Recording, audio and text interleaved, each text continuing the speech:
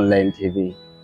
Nimejaribu kukaa hapa na tafakari ninapotizama uumbaji wa Mungu, bahari, mito, milima, miti, mabonde na vitu vyote katika dunia. Nikiangalia vitu hivi Mungu aliviumba, akaona ni vyema sana. Akamuumba mwanadamu, akampa utashi na akili ya kuweza kuvitumia na kuvikontrol na kuvitawala. Unaweza ukajiuliza swali moja, wakati Mungu anafanya haya yote akiona kwamba ni vyema wanadamu waweze kuvitawala, utaona jinsi dunia ilivyo nzuri na kupendeza na kuvutia. Lakini kitu cha kushangaza ambacho unaweza ukajifunza katika vitu vyote, pamoja na wanyama wa porini na wanyama wa kufugwa. Wako wanyama wa porini ambao ni wakali, lakini hawawezi wakawa wakali endapo hujawaingilia kwenye mipaka yao. Sasa kitu cha kutisha sana kwenye dunia hii imekuwa ni mwanadamu. Mwanadamu ambaye tunatarajia mwanadamu ndiye ambaye amepewa kumiliki na kutawala vitu vyote, lakini utashangaa kwamba mwanadamu amekuwa ni kiumbe cha kutisha kwa mwanadamu mwenzie. Haya yote yanatokana na nini? Haya yote yanatokana na hali ya kufikiri kwamba kufa, wapo waliopangiwa au wapo walioandaliwa kwa ajili ya kufa, lakini mwanadamu huyu anasahau kwamba hata yeye anaweza akafa. Kumbe maisha ya hapa duniani ni temporary, wala si ya kudumu.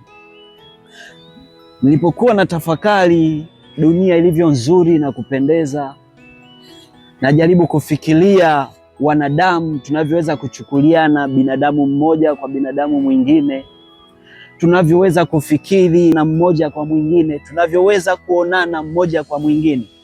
Utashangaa sana, pamoja na yote tunayozani tunayamiliki, pamoja na vita zote tunazoinuliana, mwisho wa siku unapoondoka, kila kitu utakiacha kama kilivyo.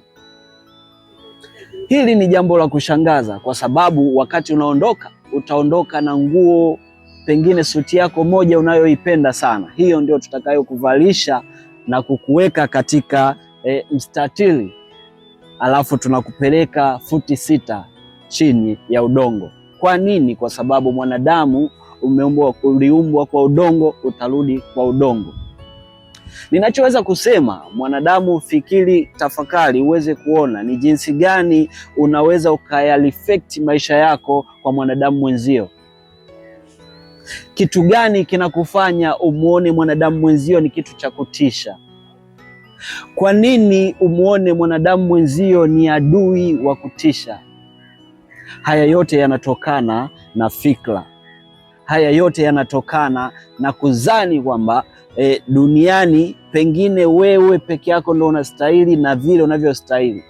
Lakini laiti ungekana kutafakari, ungegundua kwamba hivi vitu vyote vipo, tumepewa tuvitumie na tutaviacha hapa hapa duniani.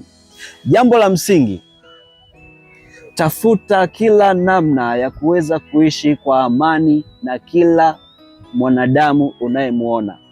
Kwa kadri unavyoweza kujiona wewe na kujipenda wewe, reflect ule upendo kwa mwanadamu mwenzio. Kwa kadri unavyoona mwingine kadri unavyoona unatamani kuwa na furaha, unatamani kuwa na amani, reflect hayo maisha kwa mwanadamu mwingine. Jambo la msingi, wanadamu wameumbwa kukosea wengine. Jifunze kusamehe. Wakati unasamehe, itakusababisha moyo wako uwe na furaha na amani, na hapa ndipo utagundua kwamba maisha yako yataongezeka zaidi kuliko ukiishi kwa kukaa na watu ndani ya moyo wako. Sikiliza, mwanadamu anaweza akakufanyia chochote anachoweza kukufanyia. Anaweza akakutapeli, anaweza akakudhulumu, anaweza akakusingizia, anaweza akafanya kila jambo kuhakikisha wewe unaumia. Jifunze kusamehe, kwa sababu maisha tunayoishi ni temporary. Maisha tunayoishi ni temporary. Wakati unasamehe na kuachilia, Ukinyang'anywa hiki, muombe Mungu akupe kingine. Ukidhulumiwa hiki, muombe Mungu akujalie kingine, kwa amani na utulivu. Hapo utaishi maisha ya furaha na kuwa mshindi wakati wote. Kwa nini? Kwa sababu mwanadamu ni hatari kuliko hata mnyama wa aina yoyote unayemzadia, lakini dunia tumepewa ili tuifurahie. Hili ni langu leo jambo nimetamani nikushirikishe, ya kwamba jifunze kusamehe na kuachilia ili uwe na furaha wakati wote. Na yule ambaye anakukosea usitarajie kwamba ataishi kwa furaha, kwa ule mzigo ambao ulitakiwa uwe nao wewe unamkabidhi.